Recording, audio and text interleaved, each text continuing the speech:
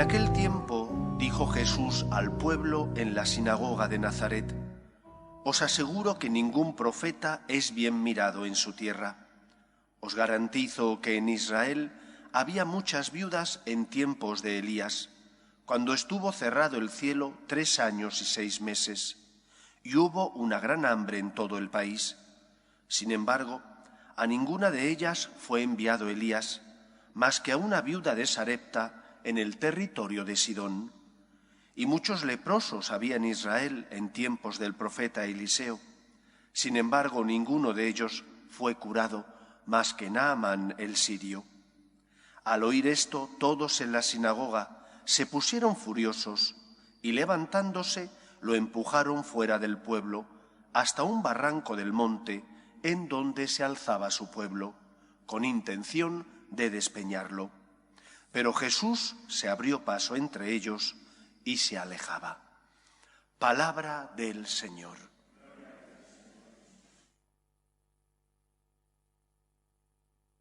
La presencia y la figura de los profetas ocupa un lugar importantísimo en la pedagogía que Dios lleva a cabo para educar al pueblo de Dios.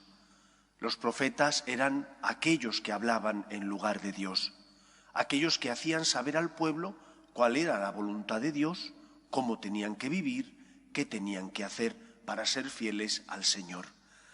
Había 2 tipos de profetas, los verdaderos y los falsos. Los verdaderos eran aquellos que transmitían al pueblo lo que el Señor les había revelado. Sabían que en muchos casos no iba a gustar al pueblo lo que el Señor les pedía, y si no les gustaba al pueblo, perseguirían al profeta. Mientras que los falsos eran aquellos que, sabiendo bien qué quería el pueblo escuchar, mentían, y en lugar de decir lo que el Señor les transmitía, lo que hacían era halagar los oídos del pueblo y de los reyes que gobernaban a Israel. Los falsos profetas eran beneficiados, recibían todo tipo de agasajas.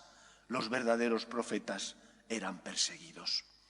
Cristo es la palabra eterna del Padre, hecha carne. Es la respuesta ante las súplicas, los dolores, los misterios del dolor y de la oscuridad que el hombre sufre. Y Dios responde enviando a su único Hijo. Él es la palabra que se hace carne.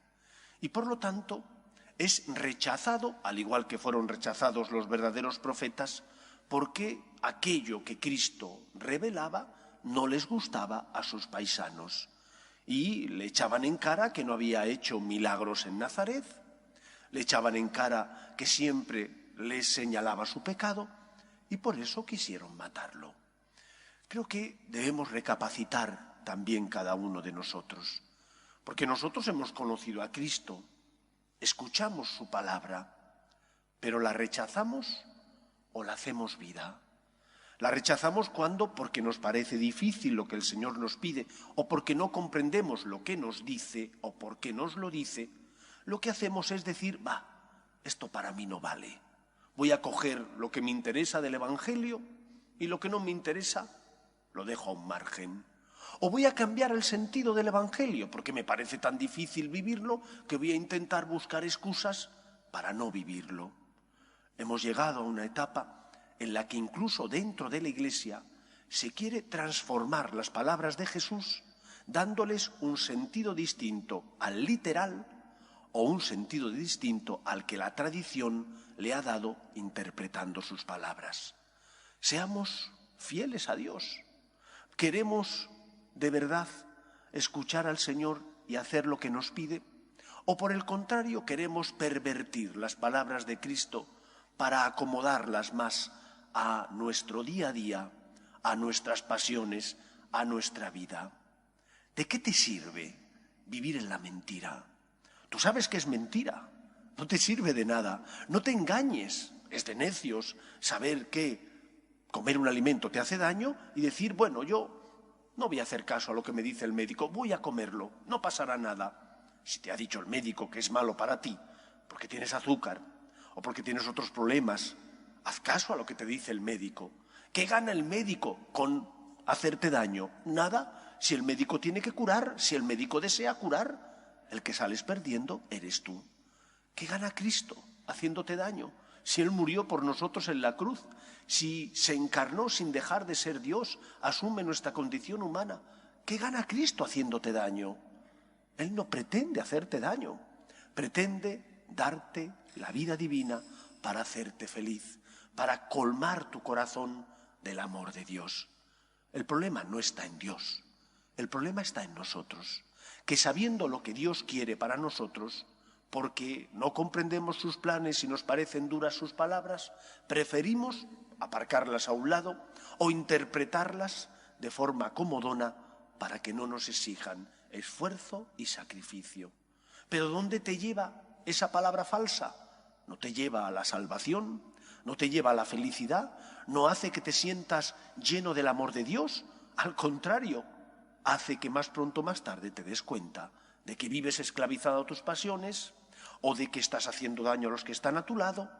Solo Cristo es la palabra eterna del Padre, que viene a enseñarnos el camino de la salvación, de la liberación y por lo tanto el camino del amor. De nada sirve ir contra el Señor, porque solo Cristo tiene palabras de vida eterna. Por lo tanto, escucha lo que el Señor te pide y hazlo carne en tu vida.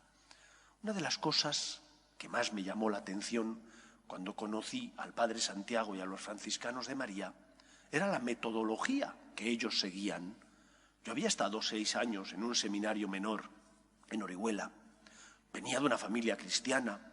Mis padres pertenecían a un movimiento donde se vivía la fe. Pero lo que me llamó la atención, lo que de verdad llenó mi corazón, fue que se podía hacer concreto el Evangelio mediante un propósito que se establecía cada domingo.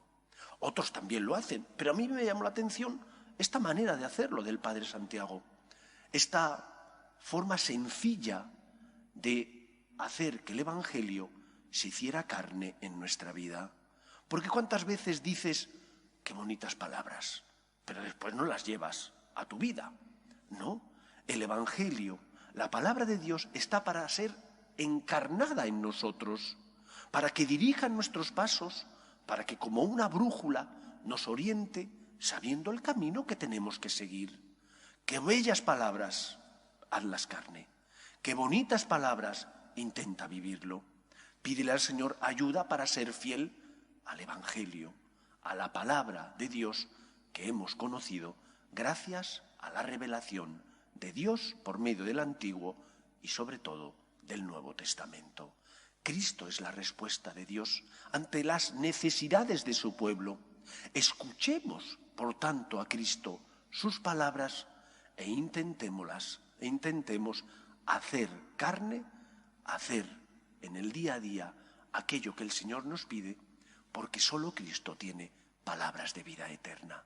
Que no se quede solo en decir qué bonitas, sino que las llevemos a la práctica para que nos conduzcan a la verdadera libertad y por lo tanto a la salvación. Que el Señor nos ayude.